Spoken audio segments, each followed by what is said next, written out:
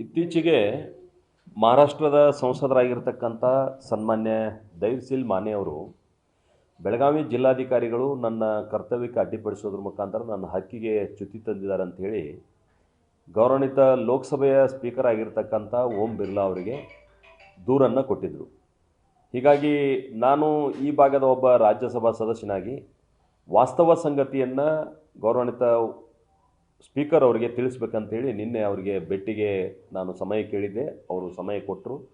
ನಾನು ಹೋಗಿ ಭೇಟಿಯಾದಂಥ ಸಂದರ್ಭದಲ್ಲಿ ಬೆಳಗಾವಿಯ ಒಟ್ಟು ಸ್ಥಿತಿಗತಿ ಬಗ್ಗೆ, ಇಲ್ಲಿರ್ತಕ್ಕಂಥ ವ್ಯವಸ್ಥೆ, ಇಲ್ಲಿರ್ತಕ್ಕಂಥ ನಮ್ಮ ಬಾಂಧವ್ಯದ ಬಗ್ಗೆ, ಅಂದರೆ ಬೆಳಗಾವಿ ಜಿಲ್ಲೆ 3 ರಾಜ್ಯಗಳ ಗಡಿಗೆ ಹೊಂದಿಕೊಂಡಿರ್ತಕ್ಕಂಥ ಒಂದು ಜಿಲ್ಲೆ. ಅಂದರೆ ಕರ್ನಾಟಕದ ಬಾರ್ಡ್ರ್ನಲ್ಲಿದ್ದೀವಿ ನಾವು, ಇನ್ನೊಂದು ಕಡೆ ಮಹಾರಾಷ್ಟ್ರದ ಬಾರ್ಡ್ರು, ಮತ್ತೊಂದು ಕಡೆ ಗೋವಾ ಬಾರ್ಡ್ರು. ಹೀಗಾಗಿ ಅನೇಕ ಭಾಷೆಗಳ ಜನ ಇಲ್ಲಿ ವಾಸವಾಗಿದ್ದಾರೆ. ಈ ಎಲ್ಲ ಭಾಷೆಯ ಜನ ಕೂಡ ನಾವು ಅಣ್ತಮ್ಮಂದಿರಂತೆ ನೂರಾರು ವರ್ಷಗಳಲ್ಲಿ ಇಲ್ಲಿ ಬಾಳಿ ಬದುಕ್ತಾ ಇದ್ದೀವಿ. ಹೀಗಾಗಿ ನವಂಬರ್ 1 ಕರ್ನಾಟಕಕ್ಕೆ ಅತ್ಯಂತ ಮಹತ್ವದ ದಿನ. ಕರ್ನಾಟಕ ಏಕೀಕರಣವಾದ ಮೇಲೆ ಕನ್ನಡ ರಾಜ್ಯೋತ್ಸವ ಮಾಡಬೇಕಾದದ್ದು ಎಲ್ಲ ಕನ್ನಡಿಗರು ಅದನ್ನು ದೊಡ್ಡ ಹಬ್ಬವಾಗಿ ಇಲ್ಲಿ ಆಚರಣೆ ಮಾಡ್ತಾರೆ. ಅದ್ರ ಜೊತೆಗೆ ಸುವರ್ಣಸೌಧ ನಿರ್ಮಾಣ ಆದಮೇಲೆ ಬೆಳಗಾವಿಯ ವಿಧಾನಮಂಡಲದ ಅಧಿವೇಶನ ಇಲ್ಲಿ ಬೆಳಗಾವಿಯಲ್ಲಿ ನಡೀತದೆ, ಚಳಿಗಾಲದ ಅಧಿವೇಶನ. ಈ ಎರಡೂ ಸಂದರ್ಭಗಳನ್ನು ಉಪಯೋಗ ಮಾಡಿಕೊಂಡು ಕೆಲವರು ಕಪ್ಪು ದಿನಾಚರಣೆ, ಅಂದರೆ ಕರಾಳ ದಿನಾಚರಣೆ ಮಾಡಬೇಕಂತೇಳಿ ಮಾಡ್ತಾಯಿದ್ರು.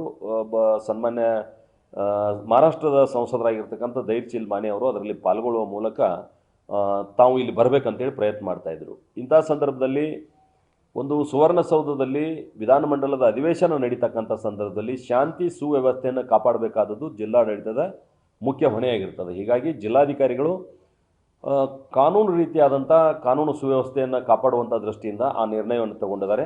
ಹೊರತು ಅದು ಸಂಸದರ ಹಕ್ಕು ಚ್ಯುತಿ ಆಗೋದಿಲ್ಲ ಅಂತಕ್ಕಂಥ ಮಾತನ್ನು ನಾನು ಅವ್ರಿಗೆ ಮನವರಿಕೆ ಮಾಡಿದ್ದೇನೆ. ಮಾನ್ಯ ಸ್ಪೀಕರ್ ಅವರು ಕೂಡ ನನಗೆ ಭರವಸೆ ನೀಡಿದ್ದಾರೆ. ಯಾವುದೇ ಸಂಸದರು ನನಗೆ ಈ ರೀತಿಯಾದಂಥ ದೂರುಗಳನ್ನು ಕೊಟ್ಟಾಗ ಒಬ್ಬ ಸ್ಪೀಕರ್ ಆಗಿ ಸಂಸದರ ಹಕ್ಕಿಗೆ ಚ್ಯುತಿ ಬರಲಾರದ ರೀತಿಯಲ್ಲಿ ನಾನು ನೋಡಬೇಕಾಗ್ತದೆ. ಆದರೆ ಬೆಳಗಾವಿ ಒಂದು ವಿಶೇಷ ಸಂದರ್ಭ ಆಗಿರೋದ್ರಿಂದ ನಾನು ಏಕಪಕ್ಷೀಯವಾದಂಥ ಯಾವುದೇ ನಿರ್ಣಯಗಳನ್ನು ಮಾಡೋದಿಲ್ಲ. ತಾವು ಇದ್ರ ಬಗ್ಗೆ ಕಳವಳ ವ್ಯಕ್ತಪಡಿಸುವಂಥ ಅಗತ್ಯ ಇಲ್ಲ ಅನ್ನುವಂಥ ಮಾತನ್ನು ಕೂಡ ಅವರು ನನಗೆ ಹೇಳಿದ್ದಾರೆ. ನಾನು ಕೂಡ ಸನ್ಮಾನ್ಯ ನಮ್ಮ ಸಂಸದ ಸ್ನೇಹಿತರಾಗಿರ್ತಕ್ಕಂಥ ದೈರ್ಸಿಲ್ ಮಾನೆ ಅವರಿಗೆ ಅನೇಕ ಬಾರಿ ನಾವು ಒಟ್ಟಿಗೆ ಪ್ರಯಾಣ ಮಾಡ್ತೀವಿ ಬೆಳಗಾವಿ ಏರ್ಪೋರ್ಟ್ನಿಂದ. ಯಾವಾಗಲೂ ನಮ್ಮ ಜಿಲ್ಲಾಡಳಿತ ನಿಮಗೆ ಅಗೌರವ ತೋರಿಸೋ ಪ್ರಶ್ನೆನೂ ಬರೋದಿಲ್ಲ. ದೇಶದ ಯಾವುದೇ ಭಾಗಕ್ಕೆ ತಾವು ಹೋಗಲಿಕ್ಕೆ ಮುಕ್ತ ಅವಕಾಶ ಇದೆ. ಆದರೆ ವಿಶೇಷ ಸಂದರ್ಭಗಳಲ್ಲಿ ನಾವೆಲ್ಲರೂ ಕೂಡ ಸ್ವಲ್ಪ ಜವಾಬ್ದಾರಿಯಿಂದ ನಡ್ಕೊಳ್ಳೋದ್ರ ಮುಖಾಂತರ ಒಂದು ಸೌಹಾರ್ದ ವಾತಾವರಣ ಏನಿದೆ ಅದನ್ನು ಮುಂದುವರಿಸ್ಕೊಂಡು ಹೋಗಬೇಕಾದಂಥ ಅಗತ್ಯ ಇದೆ. ಇಲ್ಲಿರ್ತಕ್ಕಂಥ ಎಲ್ಲ ಭಾಷಾ ಸ್ನೇಹಿತರು ನಮ್ಮ ಜೊತೆ ಒಳ್ಳೆಯ ಸಂಬಂಧ ಇದೆ. ನಾವು ಕೂಡ ಅವ್ರ ಜೊತೆ ಒಳ್ಳೆಯ ಸಂಬಂಧ ಹೊಂದಿದ್ದೀವಿ. ಇಲ್ಲಿ ಸ್ಥಳೀಯವಾಗಿರ್ತಕ್ಕಂಥವ್ರು ನಮ್ಗೆ ಯಾವುದೇ ಗೊಂದಲ ಇಲ್ಲ. ಆ ಗೊಂದಲ ಹುಟ್ಟಾಕಲಿಕ್ಕೆ ನಾವ್ಯಾರೂ ಪ್ರಯತ್ನ ಮಾಡಬಾರ್ದು. ಒಂದು ವೇಳೆ ಅಲ್ಲಿ ಕನ್ನಡಿಗರಿಗೆ ಏನಾದರೂ ತೊಂದರೆ ಆದ್ರೂ ಕೂಡ ನಾವು ನಿಮಗೆ ಮನವಿ ಮಾಡ್ತೀವಿ, ನೀವು ಅದನ್ನು ಸರಿ ಮಾಡಿರಿ, ನೀವು ನಮಗೆ ಹೇಳ್ರಿ, ನಾವು ಇಲ್ಲಿ ಸರಿ ಮಾಡುವಂಥ ಪ್ರಯತ್ನವನ್ನು ಮಾಡೋಣ ಅಂತಕ್ಕಂಥ ಮಾತನ್ನು ಹೇಳಿ ಒಂದು ಸೌಹಾರ್ದಯುತ ವಾತಾವರಣದಲ್ಲಿ ನಾವು ಹೋಗಬೇಕಾಗಿದೆ. ಯಾಕಂದರೆ ಬೆಳಗಾವಿ ಇವತ್ತು 2ನೇ ರಾಜಧಾನಿಯಾಗಿ ಹೊರಹೊಮ್ತಾ ಇದೆ. ಸುವರ್ಣಸೌಧ ನಿರ್ಮಾಣ ಆಗಿದೆ, ಎಜುಕೇಷನ್ ಹಬ್ ಆಗಿದೆ, ಇಂಡಸ್ಟ್ರಿಯಲ್ ಹಬ್ ಆಗಿದೆ, ಇಂಡಸ್ಟ್ರಿಯಲ್ ಕಾರಿಡಾರ್ ಬರೋದಿದೆ. ಹೀಗಾಗಿ ಬೆಳಗಾವಿ ಡೆವಲಪ್ಮೆಂಟ್ಗೆ ನಾವೆಲ್ಲ ಕೈ ಜೋಡಿಸ್ಬೇಕಾದಂಥ ಅಗತ್ಯ ಇದೆ. ಎಲ್ಲರೂ ಅದಕ್ಕೆ ಗಮನ ಕೊಡಬೇಕು.